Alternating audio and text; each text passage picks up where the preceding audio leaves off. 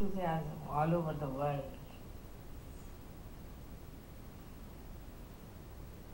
The whole of Sydney, I think, has been laced up for their flowers.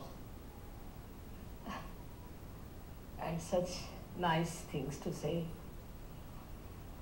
The cards and the letters and the beautiful poems.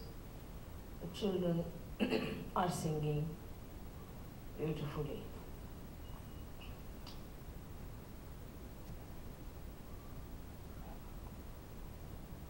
Words fail to express the feelings of such jubilation and such sincere feeling of happiness.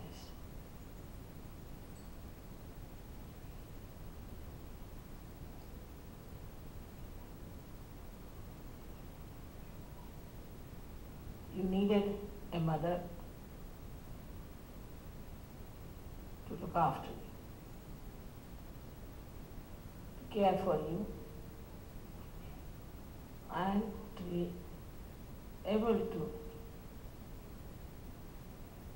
transform you with lot of wisdom.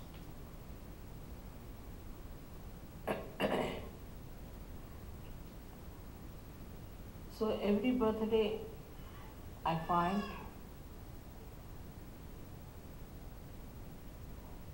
that Sahajogis are also expanding their hearts and realizing that they are no more drops, but they are part and parcel of the ocean. And that the ocean itself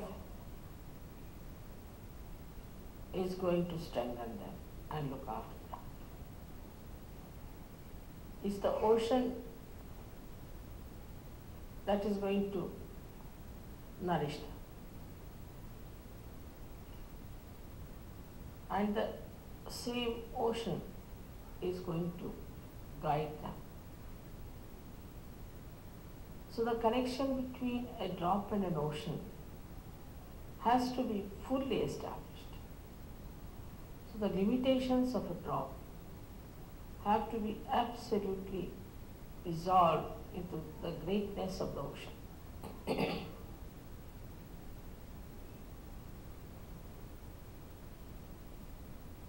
With care and with nice things to say, we can improve the depth of the collectivity. And with sincere desire to be collective. The desire to be collective has to be very sincere. So, this expanse of your being will start. The first thing is needed a sincerity to yourself. Of course, because we are coming from a drop status, from a drop, a little limited drop, from that phase. So we get engulfed again and again into those limitations. But we must see our own vision, what you will be in future, what you want to be in future. Thus, this sincerity itself, to the idea that you want to be collective itself, will break all barriers. If you are sincere to any purpose, anything, then you forget the time, you forget the labor, you forget everything, you want to achieve it, even in small things. Now, this sincerity comes from where? There are two things which work out sincerity. Firstly, you must see for yourself what is Sahajogis, what it has given you. It has given you realization. It has given you that wider vision It has given you collective consciousness. It has given you thoughtless awareness and doubtless awareness. It has made a new personality out of it, like an egg becoming a bird. And now you are a bird and you cannot go back to the shell again. Once you realize what Saj Yoga has done for you, and also realize what you have achieved with that. That is, you have achieved the knowledge, knowledge of Kundalini, which was a secret knowledge all these years, absolutely secret knowledge. Nobody knew about it. It was all underground. All the knowledge about Kundalini you have very clearly, without going to any college, school, university, anything. Without going to any laboratories, you have experimented with it. You found out what is Kundalini. You have seen with your own eyes, you have seen the rising of the Kundalini. You have given realization. Already you have experienced not only the cool breeze of the Holy Ghost, but you have also experienced your own powers. Also you have seen that you have really become so much different from what you were in your knowledge of understanding things. So if your knowledge is so much with you, and that you are entitled to raise the Kundalini of others, which was not done by any great saints before, by any great seers, Maharshis, all these great people who lived. Only very, very few people had this capacity to raise the Kundalini. All these years that you have, you understand what are the chakras, and you can diagnose it, even the children can do it.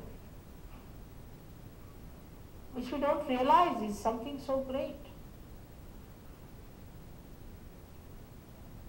At a human level,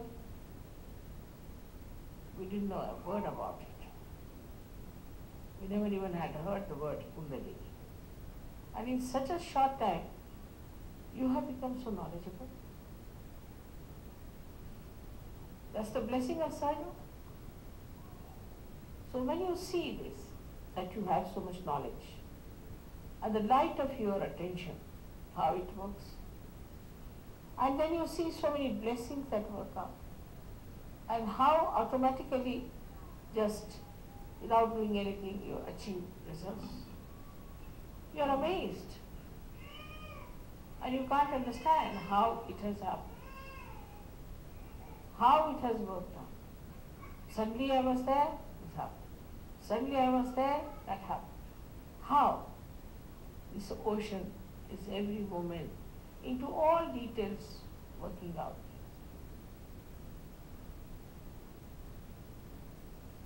All these happenings should open your eyes to the fact that you are no more like an ordinary human being, that you are sages now, that you are saints. So our attitude has to be changed. So many human beings are still animals. You can see the way they are killing, the way they are behaving. They are not even human beings. We live with them. We see them every day. They are criminals, and not only that, but they have very low level of culture in them. We can easily call them as animals. Then we have some human beings who are half animals and half human beings. Then we have some human beings who are really human beings, who are seekers. Kudeva Basa, let them come forward. Kudeva Basa.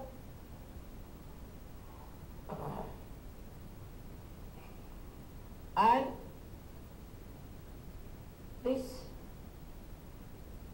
understanding of what you have achieved in Sadhu